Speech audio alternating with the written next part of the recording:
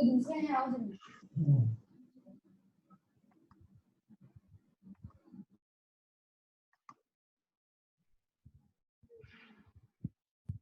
जो पुलिनानंद जी। नमो वितरागाय, नमो वीतरागाय, नमो अरिहंताणम, नमो अरिहंताणम, नमो सिद्धाणम, नमो सिद्धाणम, नमो आयरियाणम, नमो आयरियाणम, नमो वज्रयाणम, नमो वज्रायाणम, नमो लोये सव साहुणम, नमो लोये सव साहुणम, ऐसो पंचन मुक्कारो, ऐसो पंचन मुक्कारो, औवपावपणासनो, सौवपावपणासनो, मंगलाण सौवेसिं, मंगलाणं च सवेशे, परमं हवै मंगलम। परमं हवै मंगलम्। ओम नमो भगवते वासुदेवाय, ओम नमो भगवते वासुदेवाय, नमः शिवाय, ओम नमः शिवाय, जय सच्चिदानंद। जय सच्चिदानंद।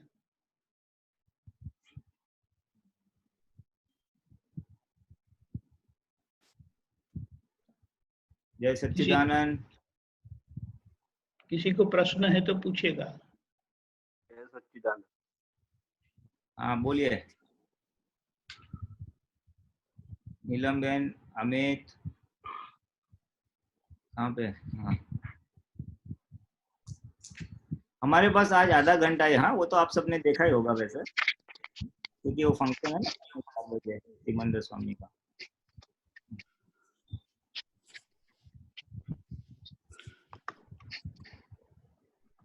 जो नवंग की पूजा है उस पे जरा प्रकाश पड़िए जी।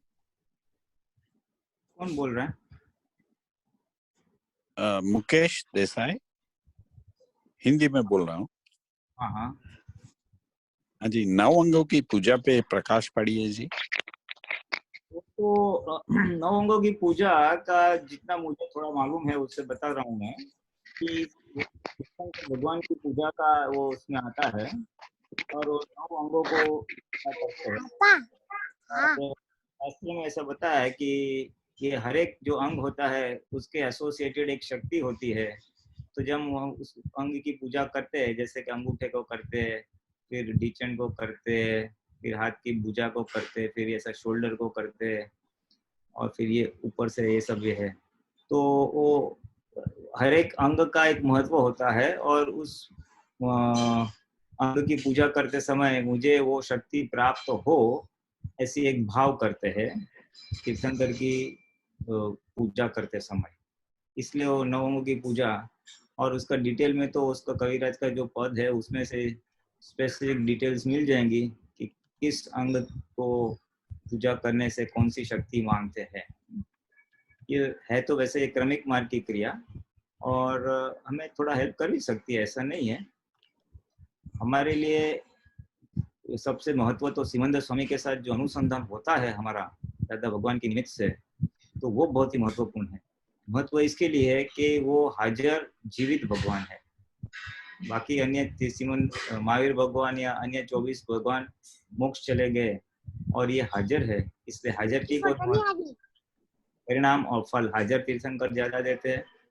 और दूसरा, हम जब मोक्ष मार्गी है हम सब, तो हमारा जो केवल ज्ञान खुला होने वाला है वो उनके दर्शन से, प्रत्येक तीर्थंकर भगवान के दर्शन से आखिर के जो हमारे आवरण होंगे वो हट जाएंगे और हमारा केवल ज्ञान प्रकट होगा और हम फिर वहां से मोक्ष जाएंगे। तो सिमंदर स्वामी का महत्व है और आज तो उनका जन्म कल्याण की हम वो सेलिब्रेशन भी करने वाले हैं 4 बजे से। तो इस प्रकार से उसका महत्व है। थोड़ा डिटेल्स तो जरा वो पद में है कि कौन से अंग को क्या पूजा करने से कौन सी शक्ति मांग सकते हैं। और एक भाव है, इसी एक द्रव्य पूजा और एक भाव पूजा। वो द्रव्य करते समय, वहां पे पूजन करते समय ये भाव मांगते हैं, शक्ति मांगते हैं, ताकि मोक्ष मार्ग में आगे में बढ़ूं। ये क्रम मार्ग भाव पे चलता है ना, तो उसमें ऐसी गोठवणी है एक प्रकार की गोठवणी जो हेल्प करती है। हाँ आश्रित नहीं। किसी को प्रश्न? हाँ, 1 मिनट। शरण जी बोलिए। आप बोलिए। मेरे को कोई प्रश्न आता है। जय सच्चिदानंद। हाँ हाँ शरण, यस। 2 दिन पहले आपने कुछ एक प्रतिकूल संजोग आवे, that is very helping you said, but प्रतिकूल संजोग आता है तो हेल्पिंग लग रहा है डेफिनेटली, बट उस वक्त जो पोजीशन खुद के मन की या विचारों की या खुद जो उस वक्त काफी ऐसा सब तरफ से प्रेशर आ जाता है, तो उसको किस तरह से हैंडल करके उसको एज अ एडवांटेज लिया जाए। हाँ हाँ हाँ, ओके ओके। जब प्रतिकूल संयोग आते हैं तो अंतःकरण पूरा इतना विचलित हो जाता है, मन बुद्धि इतने हो जाते हैं, तो थोड़ा सफोकेशन आ जाता है। और उसका ये प्रतिकूल संयोग का लाभ कैसे ले, ज्ञान से या समझ से, ये आप पूछना चाहते हैं, राइट? बिल्कुल बरोबर। That time we are more on pressure rather than taking an advantage of that sanjog. We feel more on pressure on that side. हाँ हाँ, नहीं समझ गया। वो क्या है कि इफ यू आर अनप्रिपेयर्ड हम उसकी तैयारी नहीं है तो वो प्रेशर आ जाता है। हम बाहर निकलते एकदम बारिश आ जाती है तो थोड़ा वो हबला जाते हैं, अभी क्या करें, कैसा करेंगे, ऐसा इस टाइप का हो जाता है। Yes, it is all of sudden तो उठाए चाहिए। Yes, you are right. तो अभी मानो 1 बार 2 बार 3 बार ऐसे हम प्रतिकूल संयोगों के प्रेशर में आ जाते हैं और उस समय में सफोकेशन जैसा अनुभव होता है, तो वो संयोग जब निकल जाता है, मानो 1 घंटे के बाद, 2 घंटे के बाद या आधे दिन के बाद, 1 दिन के बाद थोड़ा रिलैक्स हो जाते हैं, उस समय थोड़ा इंट्रोस्पेक्शन या थोड़ा विचारणा करने की, समझ को अप्लाई करना, ज्ञान को अप्लाई करने की, कि ये जो हो रहा है जिससे मुझे दुख हुआ, मन विचलित हुआ, बुद्धि ने चंचल हो गई और सामने वाले को दोषित देखा, मैं ये करूंगा वो करूंगा, प्लस माइनस दिखाया, दोषित दिखाया, वहां पे फिर शांति से ज्ञान का उपयोग करने कि ये जो व्यक्ति आया, ये संजोग बना, उसमें व्यक्ति निमित्त है, और जो भी संजोग है आज मेरे सामने जो भी संजोग आता है वो व्यवस्थित का एक पार्ट है, मेरे हिसाब का एक पार्ट है। ये प्राइमरी अंडरस्टैंडिंग रखनी है और हर संजोग में से हमें ये बोध मिल सकता है। थोड़ा मैं इसको थोड़ा साइड में जाके जोड़ू, I am coming back to your answer कि उसको किस तरह से लाभ ले सकते हैं। तो उसमें क्या है, जो तीसरी आज्ञा दादा भगवान ने दी है कि व्यवस्थित शक्ति करता है, व्यवस्थित शक्ति और सामने वाला निमित्त है, ये समझ हमें बहुत हेल्प करेगी। हमारे जीवन में जो भी संजोग आते हैं वो हमारे व्यवस्थित के अधीन आते हैं, और व्यवस्थित आया कहाँ से है, तो पिछले जन्म में जो हमने कर्म बांधे थे, हमारे उस समय की समझ के अनुसार, उसका परिणाम स्वरूप इस जन्म में हमको ये शरीर मिलता है और उसके साथ जुड़े हुए सारे संजोग, यानी हमारे माँ बाप, भाई बहन, पति पत्नी, फिर धंधा, नौकरी, पढ़ाई, हाइट, बॉडी, शरीर, ये सब। तो ये सारे संजोग हमको रिजल्ट है। ये व्यवस्थित actually is a result, summary of result, जो हमने कर्म किए हैं ना उसका समरी है। तो जब संजोग आते हैं तो ये समझना है हमें कि ये पार्ट ऑफ व्यवस्थित है, जिसका कॉजेस हमने पिछले जन्म में डाले थे। एक वाक्य मुझे जरा गुजराती में दादा का याद आता है कि व्यवस्थित एटले अज्ञान दशाમાં ગોઠવાયેલી વસ્તુને જોવી। हिंदी में व्यवस्थित यानी अज्ञान दशा, यानी पिछले अवतार में जब आत्मज्ञान नहीं था, अज्ञान दशा जो हमने भाव किए थे उसका परिणाम को देखना, वो is one way of looking at व्यवस्थित। हाँ, तो व्यवस्थित की अगर हम एप्लीकेशन करेंगे वहां पे कि ये ऐसा ये संजोग आया, अभी इन योर केस पर्टिकुलरली, तो कि ये विपरीत संजोग आया या अनकंफर्टेबल संजोग आया, ना पसंदीदार वाला संजोग है, इसमें हाँ, इसमें व्यक्ति जो भी है वो निमित्त मात्र है, और समझ क्या है संजोग ने मुझे दुख दिया, और ज्ञान बहुत स्ट्रिक्टली अप्लाई करेगा तो फाइल नंबर 1 को या शरण को दुख दिया। तो शरण को बोलने का ये संजोग है या संजोग थे, अभी हम संजोग निकल जाने के बाद का एनालिसिस की बात कर रहे हैं कि निकल जाने के बाद हमारे मन और बुद्धि को बताने का ये एक संजोग था, सामने वाला निमित्त था, और उसके निमित्त से अल्टीमेटली तेरे को दुख हुआ। हम 100% राइट हो सकते हैं, हम सामने वाला 100% रॉन्ग भी हो सकता है, लेकिन टकराव हुआ, क्लेश हुआ, उसमें मुझे दुख हुआ, सामने वाले को दुख हुआ, तो मोक्ष मार्ग के लिए ये थोड़ा क्लियरेंस मांगेगा, ये साफ सूफी मांगेगा। ओके तो ये मेरा कुछ अलग प्रकार से पाप कर्म उसके साथ मैंने शायद किया ना किया हो इस जन्म में, लेकिन कहीं पे और किसी व्यक्ति के साथ कुछ गलत काम किया है, दुख दिया है, तो उसका रिएक्शन दूसरे व्यक्ति के निमित्त से आफ्टर सम टाइम भी आ सकता है। अच्छा सफोकेशन कहाँ पे होती है, मैंने इसके साथ क्या गलत किया है, मेरे साथ ऐसा क्यों कर रहा है, पर उसके साथ मैंने कुछ भी ना किया हो, मेरी गलती कहीं और भी हो सकती है। ओके यानी ये थोड़ा मैं डीप डाउन जा रहा हूँ कि व्यवस्थित कैसे one of the ways operate कर सकता है। मानो मैंने माँ बाप को मैंने दुख दिया है, इन द सेंस उन्होंने बोला ये काम करो और मैं वो समय पे काम नहीं करता हूँ, तो उनको जरा दुख होता है, ठेस पहुंचती है, तो लेकिन वो बेचारे हैं माँ बाप है तो छोड़ देते हैं।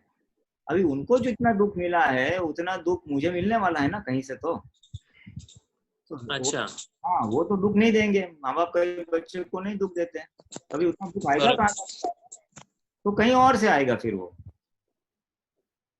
अगर मैं जॉब कर रहा हूँ फॉर एग्जाम्पल, अगर मैं जॉब कर रहा हूँ तो मेरा बॉस मुझे हैरान कर सकता है, मुझे बहुत काम करवा देगा, मेरी गलतियां निकालेगा, ओवर टाइम करवाएगा, तो मुझे अपसेट हो जाऊंगा कि ये क्या बॉस है, समझता नहीं है, ये ऐसा करता है, मुझे दुख देता है। मैं दुख आ रहा है बॉस के निमित्त से, व्यवहार से देखूंगा तो आई एम 100% राइट, 4 लोगों को बोलूंगा हाँ यार बॉस की गलती है, इतना हैरान नहीं करना मांगता, इतना रात को लेट नहीं करना मांगता है, ओवर टाइम नहीं करना मांगता है, एटसेट्रा यू नो। बरोबर। जब बॉस ने मुझे दुख दिया और उसमें मैं तन्मयाकार हो गया, उसको करता देखा, तो फिर मुझे परेशानी होगी और सफोकेशन वाला जो भाग है ना होगा। ओके वहाँ पे one of the ways of looking it, इसका अनेक है, फाइल संभव निकल वो भी है, but one of the ways कि ये संजोग आया कहाँ से। आज बॉस ने मुझे हैरान किया, दैट मीन्स मैंने कुछ गलती की है, किसी को कुछ दुख दिया है, not necessary to the boss but maybe somewhere else to somebody else. So at that time we have to do the pratikraman of boss or the mistake that we have done with the parents. हाँ with the parents, if we can detect that, हर बार हमको root cause मिले ना भी मिले, मेरे किस original mistake या दोष की वजह से यहाँ से दुख आया है, वो कोरिलेशन शायद मिले शायद ना भी मिले, but Okay. The point was कि जब मुझे ये सफोकेशन आता है, आपका स्टार्टिंग पॉइंट था कि जब प्रतिकूल संयोग आते हैं तो हम गुंगलामन हो जाती है, सफोकेशन होता है, हैंडल कैसे करें। So one of the ways of looking at it is कि ये हमारे कॉज की इफेक्ट आई है। कॉज वहां पे मत ढूंढो जहाँ जिसके साथ आज टकराव हुआ है, या जिसके cause could be somewhere else, ऐसा मैं कह रहा हूँ, व्हिच अच्छा generally is case in many cases. So in that case हमें जहाँ से समझो प्रतिकूल संजोग आया, तब उस वक्त वो निमित्त समझो वाइफ है, तो वाइफ का प्रतिक्रमण करना चाहिए कि क्या करना चाहिए? हाँ नहीं तो प्रतिक्रमण तो बाद में आएगा, पहले बात तो ये समझ आनी चाहिए, वहां पे ये जागृति और समझ आनी चाहिए कि ये जो हो रहा है इसके निमित्त दुख आ रहा है, ये निमित्त है और हिसाब मेरा है। वो बात पक्का फील होती है, रियलाइज होती है, but not at the same moment, it comes after half an hour या 1 घंटे के बाद वो पक्का फील होता है। एग्जैक्टली मैं वही कहना चाहता हूँ कि अभी ये प्रोसेस 2-3 बार होता है, तो बाद में शांति से जब बैठे तो ये इंट्रोस्पेक्शन करके ये ज्ञान हमको हमारे अंदर फिट कर देने का है, ये समझ हमारे अंदर फिट होनी चाहिए कि हर एक चीज जो भी संजोग आता है, अनुकूल या प्रतिकूल, ये अपना ही हिसाब है, पार्ट ऑफ व्यवस्थित है। बरोबर, उसके रूट कॉज भले हमें पता चले या ना चले। सो बारिश आई तो समझने का ये व्यवस्थित है, कुदरत का है। बरोबर, ये कर्म की बारिश है, ये प्रतिकूल कर्म, उसमें सामने वाला निमित्त है, बस दैट्स ऑल। ये समझ वहां पे हाजिर हो जानी चाहिए। अगर ये समझ हाजिर हो जाएगी तो वाइफ है, निमित्त है, उसने ऐसा क्यों बोला, मैंने क्यों क्या बोला, ये सब बंद हो जाएगा एनालिसिस। ओके तो ये जो समझो हमको, मुझे पर्सनल लेवल पे आधे घंटे के बाद या समझो 1 घंटे के बाद होता है, तो वो उसी वक्त हो रियलाइज, वो उसके लिए क्या पुरुषार्थ होना चाहिए? हाँ, इमीडिएट वही बाद में हमारी एक समझ ऑपरेट हो रही है ना, उसने मुझे ऐसा बोला क्यों, मैंने इतना समझा है, वो समझती क्यों नहीं है, ये बरोबर होता है ना, तो ये एक समझ है, ये अज्ञान दशा की समझ है, ये विपरीत बुद्धि की बात है।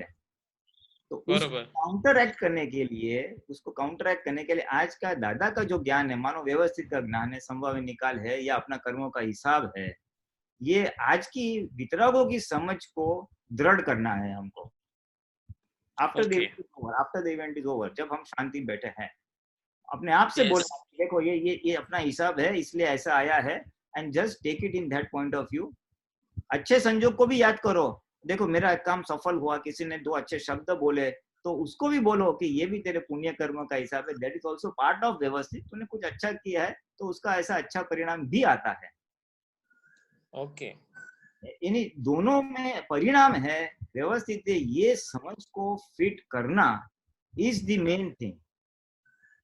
और ये जो समझ फिट हो गई ना, फिर जब सेकंड टाइम मेरे सामने आएगा तो ये समझ वहां पे पॉप अप हो जाएगी, जागृति वहां पर हाजिर हो जाएगी, और फिर ऑटोमेटिकली हम बुद्धि और सब उसका वो नहीं होगा, बुद्धि ऑपरेट नहीं होगी, मन चंचल नहीं होगा ना।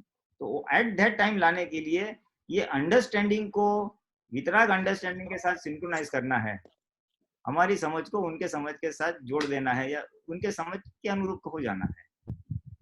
बरोबर ये और एक बार ये हो गया ना, एक जगह पे ये समझ ऑपरेट होने लगी तो हर जगह पे फिर यही समझ ऑपरेट करेगी। बरोबर तो जस्ट एग्जांपल आपने मेंशन किया, इसलिए नथिंग पर्सनल, कि मानो वाइफ के साथ ऐसे ये अंडरस्टैंडिंग मैच हो गई, तो फिर कल दुकान का एम्प्लॉय करता है या कोई दूसरा फ्रेंड करता है या थर्ड रिलेटिव या नेबर करता है, तो ये सारी समझ वहां पे ऑपरेट हो जाएगी कि व्यवस्थित देखो अच्छा है या बुरा है, ये निमित्त है। बरोबर it applies to all situations. All situation, ये पूरा मन वचन का है कि हर एक संजोगों को अप्लाई करता है। ओके ये व्यवस्थित का ज्ञान तो इतना बढ़िया है, दादा बोले एक बाजू समझ में आए तो केवल ज्ञान खड़ा हो जाए। हम स्थूल रूप से थोड़ा थोड़ा समझे है, ऐसा नहीं है। स्थूल रूप से क्या समझे कि हमारे साथ जो भी संजोग होता है ना, उसमें द्रव्य, क्षेत्र, काल, भाव, ये 4 जब इकट्ठे होते हैं तो भी जाके क्रिया होती है। बाल काटने के भाव हो गए कि मुझे वो नाई की दुकान मिलनी चाहिए, वो क्षेत्र मिलना चाहिए, फिर दुकान बंद थी क्योंकि नाई के कुछ फंक्शन था, वापस आता हूँ, दूसरे जहाँ दुकान खोली है, नाई भी खोली है, तो नाई यानी निमित्त है, द्रव्य, क्षेत्र, लेकिन कार्ड नहीं पका, वो क्या बोलता है, जरा बैठो लाइन में, अभी इसका बाल काट के मैं आपका काटता हूँ। तो ये चारों जब इकट्ठे होते हैं जब जाके क्रिया होती है, दिस इज द साइंस। तो हमको ये खाली देखने का कि कुछ कार्य हो रहे तो उसमें चारे संजोगों इकट्ठे होके काम हो रहा है। और एक इसके रिलेटेड जो बात थी, आपने जो कहा था प्रतिकूल संजोग आवे तो you should be happy for that.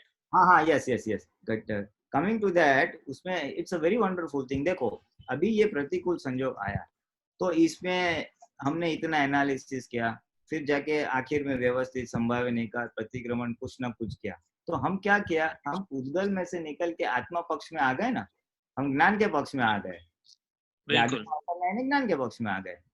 बरोबर हाँ, तो 1 स्टेप आगे जाओगे तो हम उसको शुद्धात्मा भी देखेंगे, सब करेंगे डेफिनेटली। अगर ये प्रतिकूल संयोग नहीं आता, अगर हमारे मन के हिसाब से सब कुछ होता है तो हम उसमें तन्मयकार हो जाएंगे, हम मोहित हो जाएंगे, हम पुद्गल परिणाम और पुद्गल सुख में फिर लोतप्रोत हो जाएंगे। तो आत्मा बाजू में रहेगा, फिर कौन शुद्धात्मा ने कुछ ही नहीं याद रहेगा। बरोबर हाँ, तो ये प्रतिकूल आया तो झटका लगा, हम हमारी प्रकृति में से, हमारे पुद्गल में से निकल के आत्मा पक्ष में आए, आत्मा जागृति में आए। That could be a thing कि that संजोग could help us. So what happened was that कि आपका जो सत्संग था ना, मैंने वापस उसको YouTube पे फिर से देख के समझने की कोशिश की, तो yeah, that could be a reason कि it pushes towards शुद्धात्मा, this all odd situations। 100% हम कोई मुफ्त में दादा भगवान को याद नहीं करता। जितनी तकलीफ आई है ना, तभी दादा दादा करते हैं, और तकलीफ दूर तो वापिस है पुद्गल और व्यवहार में तन्मयकार हो जाते हैं। पैसा का लफड़ा, तबियत का लफड़ा, संबंध का लफड़ा, तो दादा याद करते, प्रतिक्रमण करूंगा, आरती करूंगा ना, सिंजय करूंगा, हैंडल मारूंगा, क्योंकि वहां पे जलन है, प्रकृति या व्यवहार में बढ़ोतरा है, डिस्कम्फर्ट लेवल है। तो वहां से ठंडक के लिए ऑब्वियसली ज्ञान का सहारा ले रहे हैं हम। तो Yes, that उस अपेक्षा से व्यवहार के प्रतिकूल संयोग हमारे मोक्ष मार्ग में सहायक है, क्योंकि हम वैराग्य आएगा, अभी संसार में सुख है ही नहीं, सब बनावट है, सब टेम्पररी है, सुख तो आत्मा है, बस दादा भगवान में बस यही चाहिए। तो ये हथौड़ा मार मार के दादा में आत्मा में लेके आता है इस अपेक्षा से, और ये जरूरी है, नहीं तो हम ज्ञान वापरेंगे ही नहीं, बरोबर। और ज्ञान वापरेंगे नहीं, ज्ञान पक्का नहीं होगा, ज्ञान पक्का नहीं होगा तो फिर आत्म जागृति कैसे बढ़ेगी। Very right. इसलिए इन अ वे, इसलिए दादा भगवान ने बोला ना कि अनुकूल संयोगों वो देह का खुराक है और प्रतिकूल संयोग वो आत्मा का विटामिन है। ओके। हाँ, प्रतिकूल संयोग आत्मा के लिए हितकारी है, यानी आत्मा पक्ष में लेके जाता है। इस तरह से ये हर प्रतिकूल संयोग उपकारी मानना चाहिए, सामने वाले को उपकार, थैंक यू मुझे दादा का ज्ञान पक्का करा। ओके ओके चलो, हाँ दूसरा किसी का। सच्चिदानंद, जितेंद्र जी बोलिए आप। हाँ हाँ जी, हेलो। हाँ जितेंद्र भाई। हेलो। बोलिए बोलिए, सुनाई देता है, आप बोलिए। हाँ बोलिए। हाँ, जय सच्चिदानंद पुलिनानंद जी। हाँ हाँ, जय सच्चिदानंद। हाँ, हेलो। बोलो बोलो। हाँ हाँ हाँ बोलो बोलो।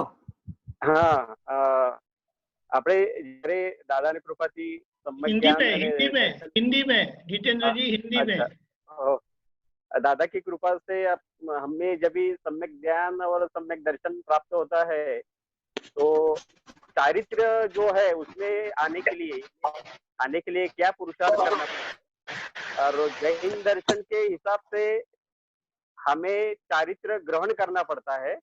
और अगर ये समझे तो दादा की आज्ञा में रहना ये चारित्र ग्रहण है क्या, ये पुरुषार्थ है? हाँ नहीं, वो जो चारित्र है ना, वो क्रमिक मार्ग की आप बता रहे हैं। क्रमिक मार्ग में बताया कि जब तक चारित्र नहीं आएगा आप मोक्ष मार्ग में प्रगति नहीं कर सकते। और वो लोग चारित्र, वो जो दीक्षा लेते हैं उसको कहते हैं घर त्याग करते हैं, चारित्र ग्रहण करना पड़ता है। वो चारित्र ग्रहण कर हाँ उनको वो चारित्र बोलते हैं, दादा बोलते हैं। वैसे भगवान की दृष्टि में वो चारित्र नहीं है, वो त्याग है, संसार का त्याग है, ताकि आत्मा पक्ष में हम आगे कंसंट्रेट कर सकते हैं, समय दे सकते हैं। भगवान की भाषा में आत्म चारित्र किसको कहा गया है? ज्ञाता दृष्टा रहना, ज्ञाता दृष्टा रहना, उसको आत्म चारित्र कहा गया है। आत्मा का जो गुण है ज्ञान और दर्शन, उसका जो उपयोग होता है, यानी ज्ञाता दृष्टा रहते हैं, उसको रियली स्पीकिंग भगवान की भाषा में, वितरागों की भाषा में आत्मचारित्र कहा गया है। तो हम आत्मा, हम जितना जितना आज्ञा का उपयोग करेंगे, जितना जितना हम ज्ञाता दृष्टा रहेंगे, तो वो हमारे लिए आत्मचारित्र है ही। बाहर के लोगों को नहीं समझ में आएगा, क्रमिक मार्ग लोगों को नहीं समझेगा, क्योंकि उनकी डेफिनेशन अलग है। और ये दादा अक्रम मार्ग में वितरागों की जो ओरिजिनल व्यू पॉइंट ये है, ओरिजिनल व्यू पॉइंट ये है। इसलिए हम सब महात्मा का जो भी हम पुरुषार्थ कर रहे हैं, अल्टीमेटली वो कहाँ जाके पहुंचाता है हमको कि हम ज्ञाता दृष्टा पद में रह सके। तो किसका ज्ञाता दृष्टा रहना है? तो कि हमारे मन वचन काया के ज्ञाता दृष्टा हमें रहना है, केवल और केवल। यानी जिसको हम हमारे ज्ञान भाषा में क्या बोलते हैं, छूटापणु। हम हमारे फाइल नंबर 1 से सेपरेट होके फाइल नंबर 1 को हम निरीक्षण करते हैं, वो हमारी ज्ञान की भाषा है। और थोड़ा टेक्निकल शास्त्र की परिभाषा में बोले तो मन वचन का वो ज्ञेय है, और हम उसके ज्ञाता रहते हैं, ऑब्जर्वर रहते हैं, क्योंकि उसको ज्ञाता दृष्टा या आत्मचारित्र कहा गया है। और हमारा ज्ञाता कौन है? तो प्रज्ञा शक्ति है। प्रज्ञा शक्ति जो आज मूल शुद्धात्मा का रिप्रेजेंटेटिव शक्ति है। तो वो प्रज्ञा सब में शुद्धात्मा देखती है। मेरे को खीसा गाली दी तो फिर मुझे वो निर्दोष दिखाई दे, भाई ये तो हिसाब था, तो मैंने क्या किया, मन में जो विचार आया इसने मेरा खराब किया, और फिर मैं उस विचार को केवल देखता हूँ, उसमें तन्वयाकार नहीं होता हूँ, या तन्वयाकार हो गया तो वापिस आ जाता हूँ, नहीं ये गलत है, वो तो निर्दोष से हिसाब अपना है, व्यवस्थित था। तो ये जो पीछे आ जाता हूँ, फिर उसको ऑब्जर्व करता हूँ, मन ऊपर नीचे होता है, उसको मैं समाधान देता हूँ। तो ये जो सेपरेशन वाला भाग है, यानी फाइल नंबर 1 से सेपरेट हो जाते हैं आत्म जागृति से, तो सेपरेशन और बाद में उसका ऑब्जर्वेशन मन वचन काया के, ये आत्म चारित्र में जाता है।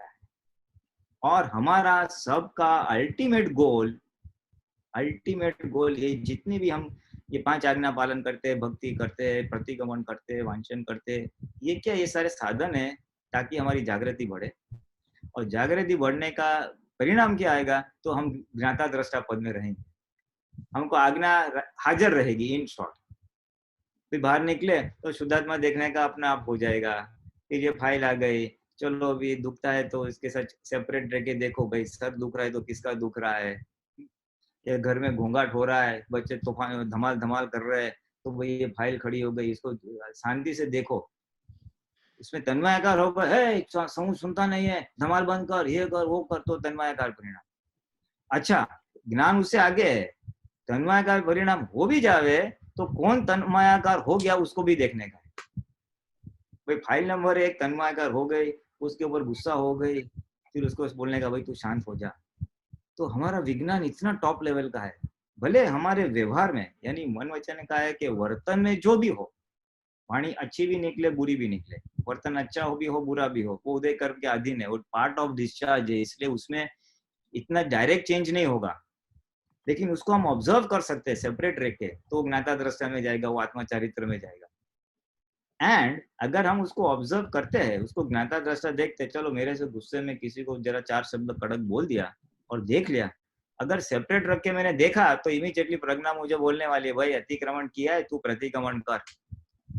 सो बाय डिफॉल्ट वो आ ही आने वाला है। सो करेक्टिव एक्शन ज्ञाता दृष्टा रहेंगे ना, तो अपना बाय डिफॉल्ट जो नेसेसरी करेक्टिव एक्शन है, यानी अतिक्रमण के सामने प्रतिक्रमण या गलत समझ के सामने राइट समझ कर रखना, वो बाय डिफॉल्ट ऑटोमेटिक हो जाएगा। बट द क्रक्स इज, उसका मेन वस्तु क्या है कि सेपरेट होना। सो हमारे ये सारे पुरुषार्थ जो भी करते हैं, हमको अपने आप को एक मापदंड या फुटपट्टी रखनी चाहिए कि अल्टीमेटली सेपरेशन आ रहा है कि नहीं आ रहा है, मैं अपने मन वचन का को देख पा रहा हूँ कि नहीं देख पा रहा हूँ। रबिश माल निकला, अच्छी माल निकली, that's a different chapter, but observation. तो ये पुरुषार्थ के ये अपने आप को, अगर जब परीक्षा के बाद मार्क्स मुकते हैं ना, तो ऐसा मार्क्स रख सकते हैं, भाई तेरा ये विधि तो तूने बहुत अच्छी की, तूने अक्षर अक्षर पढ़ के विधि की, भाई बाद में तूने निर्दोष दृष्टि आई कि नहीं तेरी। तो ये प्रकार से सेपरेशन, और वो है। चलो अभी एक लास्ट क्वेश्चन अभी हमको एक लेना पड़ेगा। हाँ, एक मिनट, मोनिका बहन बोलिए। हाँ, स्वामी जय सच्चिदानंद। मेरा ये प्रश्न था कि जैसे अभी जो हमको समय मिला है, प्रतिकूल समय है हमारा, है ना, तो अभी तो हम पुरुषार्थ कर रहे हैं, हमें सब चीज समझ में आ रही है, दादा की सारी चीजें समझ में आ रही है। जब हम वापिस लॉकडाउन खुलेगा, हम वापिस उसमें जाएंगे, तब हमें ऐसा लगता है कि ये संयोग हम भूल जाएंगे, तो फिर कैसे हम अपना वो करेंगे पुरुषार्थ? क्यों भूल जाओगे? इनफैक्ट मैंने शायद 1-2 दिन पहले ऐसा बताया भी था। देखो, हमें ये जो श्रेष्ठ संयोग मिला है, और शायद अब और 15 दिन चलने वाला है रफली, इस श्रेष्ठ संयोग का ये इतना, ये जो सत्संग मिल रहा है या पुरुषार्थ का समय मिला है, वो इतना अच्छा पुरुषार्थ करो, अपनी प्रकृति को इतना अच्छी तरह से समझो, तो ये क्या, ये जागृति बढ़ जाएगी। और ये प्रकृति को देखने वाली भाग, ज्ञान को अप्लाई करने वाली भाग, ये जो प्रक्रिया है, ये प्रोसेस इस्टेब्लिश हो रही है आज। तो जब व्यवहार चालू हो जाएगा लॉकडाउन के बाद, तो ये जो प्रोसेस इस्टेब्लिश हुई है, यानी कि ज्ञान को अप्लाई करने का, जागृति को रखने का, ये प्रक्रिया चालू रहेगी। व्यवहार चालू हो जाएगा, लेकिन प्रक्रिया जो ज्ञान जागृति की है वो चालू रहेगी। आज स्थूल व्यवहार नहीं है मन वचन काया का, हाँ, लेकिन जागृति बढ़ रही है। फिर जब स्थूल व्यवहार आएगा तो ये जागृति तो रहेगी, ये प्रक्रिया भी रहेगी, कैसे से ज्ञान अप्लाई करने का, कैसे आज्ञा वापरने की, तो वो हमको काम करेगा। ये क्या है, बच्चे जब पढ़ाई कर लेते ना बराबर, तो एग्जाम में फटाफट ज्यादा नहीं पढ़ना पड़ता है, तो ये बराबर पढ़ाई कर लो 15 दिन, फिर आगे वो जागृति एकदम काम में आएगी। ऐसा हम लाभ ले सकते हैं। ठीक है, मतलब उसके बाद बोलिए। हाँ, उसके बाद जैसे ये तो आज हमें पूरा सब समझ में आ रहा है, उसके बाद हमें अपनी तरफ से कहाँ क्या और वो करना पड़ेगा? देखो, इसमें बहुत जागृति बढ़ाने के लिए। हाँ, हम इसमें बहुत सिंपल है। हमारा एक तो दृढ़ निश्चय के है, दादा मुझे आज्ञा में रहना है, मेरी आत्म जागृति बढ़े। मैं निरंतर ज्ञाता दृष्टा रहूं और मेरा एंड गोल है कि आप हमेशा कैसे प्रकृति से सेपरेट रहते थे, ज्ञानी पुरुष हाँ। हमेशा प्रकृति से सेपरेट रहते, आत्मा का स्पष्ट वेदन था उनको। तो भगवान आपकी जो दशा है वो दशा तक मुझे जाना है, ऐसी निरंतर की आपकी रोज की एक भावना रहेगी। वैसे चरण विधि में आ जाता है, लेकिन ये जस्ट बता रहा हूं मैं। और ये भावना जो जितनी दृढ़ रहेगी, तो उसको रूपक में लाने के लिए, इस भावना को रूपक में लाने के लिए जो ज्ञान चाहिए, जो समझ चाहिए, जो पुरुषार्थ चाहिए, वो अपने आप आपके पास आते जाएगी। आपको निमित्त मिलते जाएंगे, समझ मिलेगी, अंदर से समझ खुलेगी, बाहर से समझाने में मिल सकता है, जो भी है। और आप उस रास्ते पे निरंतर प्रगति ऑटोमेटिक करोगे, क्योंकि आपका लक्ष्य आपने बना दिया है। लक्ष्य बनना बहुत जरूरी है, बाकी सब काम कुदरत करेगी। चलो अभी ठीक। जय सच्चिदानंद फूलीनानंद जी, तो ये मंत्र बुलाना। मोनिका बेन आप फॉलो करना, आप रिपीट करना। मोनिका बेन मैं बोल रहा हूँ। नमो वीतरागाय, नमो वीतरागाय, नमो वरिहंताणम, नमो अरिहंताणम, नमो सिद्धाणम, नमो सिद्धाणम, नमो आयरियाणम, नमो आयरियाणम, नमो वत्सायाणम, नमो उवज्जायानम, नमो लोये सवसाहुणम, नमो लोये सौवसाहुणम। ऐसो पंचनमुक्कारो, ऐसो पंचनमुक्कारो, सौवपावपणासनो, सौवपावपणासनो, प्राणञ्च सवेसिं, मंगलालम च सौवेसिम, परमं हवै मंगलम्। परमं हवै मंगलम्। ओम नमो भगवते वासुदेवाय। ओम नमो भगवते वासुदेवाय। शिवाय। ओम नमः शिवाय। जय सच्चिदानंद। जय सच्चिदानंद।